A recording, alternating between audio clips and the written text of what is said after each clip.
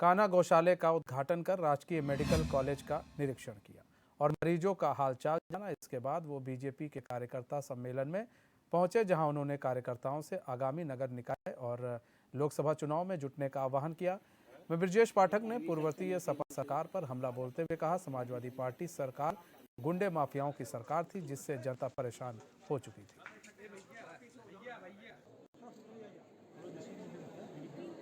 जालौन जनपद को सबसे जनपद के रूप में स्थापित करना हमारा प्रथम कार्य है और यहाँ पर हमने विकास योजनाओं का स्थलीय निरीक्षण भी किया है।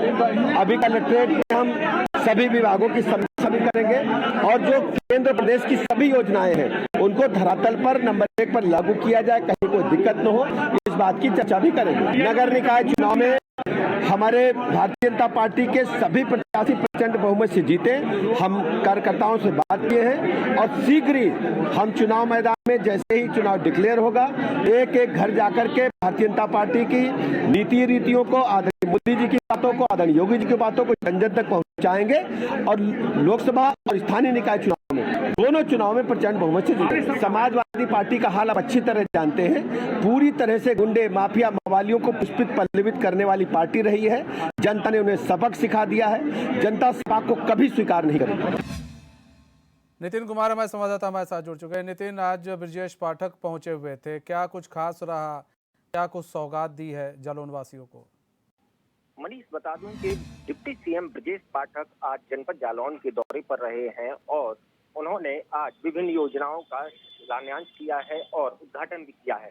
सबसे पहले ब्रजेश पाठक जो डिप्टी सीएम हैं, झांसी के रास्ते जनपद जालौन आए और उन्होंने ईंट की नवीन गल्ला मंडी का निरीक्षण किया। गल्ला मंडी के निरीक्षण के दौरान उन्होंने किसानों से भी बातचीत की और गल्ला मंडी में जो गेहूं खरीद केंद्र बनाए गए थे, गेहूं की खरीद के संबंध में भी उन्होंने किसानों से बातचीत की है और उन्होंने किसानों से पूछा है कि सरकार द्वारा जो समर्थन मूल्य निर्धारित किया गया है, क्या वह समर्थन मूल्य उनके हक में है। तो किसानों ने भी सरकार के समर्थन मूल्य की सराहना की है। इसके बाद डिप्टी सीएम आगे बढ़ते हैं और यहाँ सरसौखी आते हैं। सरसौखी में कान्हा गौशाला बनाई गई है।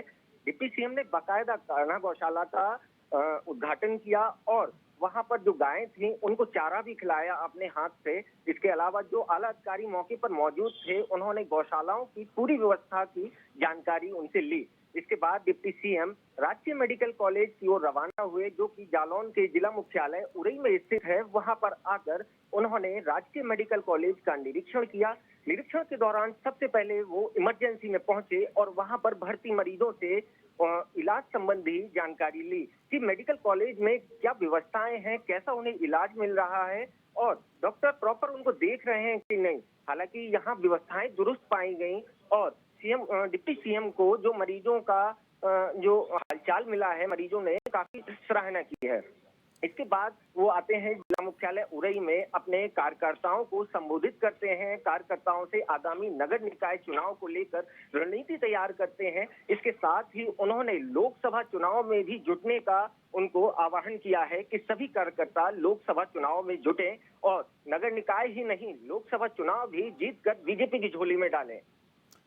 नितिन, ब्रजेश पाठक गौशाला का उन्होंने कान्हा गौशाला का उद्घाटन किया और मेडिकल कॉलेज भी पहुंचे। अब सवाल ये उठता है कि कान्हा गौशाला का उद्घाटन किया, चूंकि अब जा रहे थे वहां पर, तो वहां पर तो साफ सफाई आपको मिल जाएगी, लेकिन ऐसी कितनी गौशालाएं हैं जो बद से बदतर स्थिति में बनी हुई हैं या फिर पड़ी हुई हैं? क्या उनका निरीक्षण ज़रूरी नहीं है? क्या उसको लेकर कोई संदेश नहीं दिया गया? दूसरी चीज़ ये, जब आप निरीक्षण करते हैं तो आप किसी भी अस्पताल में चले जाइए, अगर वहाँ के लोगों को पता होगा कि भैया आज डिप्टी सीएम या सीएम यहाँ का निरीक्षण करेंगे या मंत्री निरीक्षण करेंगे, वैसे ही सब कुछ सही कर दिया जाता है। ऐसे जगहों पर तो अचानक पहुंचना चाहिए, तब आपको खामियां मिलेंगी ना।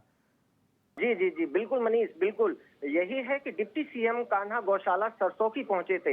हालांकि ये प्रोटोकॉल में था कि डिप्टी सीएम वहां का निरीक्षण करेंगे, तो आला कमान जो जिले का है उन्होंने वहां पर व्यवस्थाएं पूरी चाक चौबंद पहले से ही कर दी थी। प्रॉपर पशुओं को चारा पानी हर व्यवस्था दुरुस्त थी। लेकिन जैसा कि आपने अभी कहा कि और जो गौशालाएं हैं तो उनकी क्या स्थिति है, तो और गौशालाएं जो जनपद की हैं उनमें पशुओं की बड़ी दयनीय स्थिति है। कई गौशालाएं ऐसी हैं जहां पर चारे पानी की व्यवस्था नहीं होती है उनको, और पशु बद से बदतर स्थिति में है। हालांकि जो जिला मुख्यालय उरई में जो गौशालाएं हैं वो खुद जिलाधिकारी उनका निरीक्षण करती है, तो यहाँ तो व्यवस्थाएं दुरुस्त हैं, लेकिन जो ग्रामीण अंचल है यहाँ से काफी दूर है, तो वहां पर बिल्कुल कोई भी व्यवस्था नहीं होती है। पशुओं को चारा पानी के लिए जूझना पड़ता है, और जो आला कमान है वो यहाँ से बीहड़ क्षेत्रों में नहीं पहुंच जी। पाते हैं, और जो वहाँ के बहुत लोकल बहुत अधिकारी धन्यवाद नितिन, हमारे साथ जुड़ने के लिए और तमाम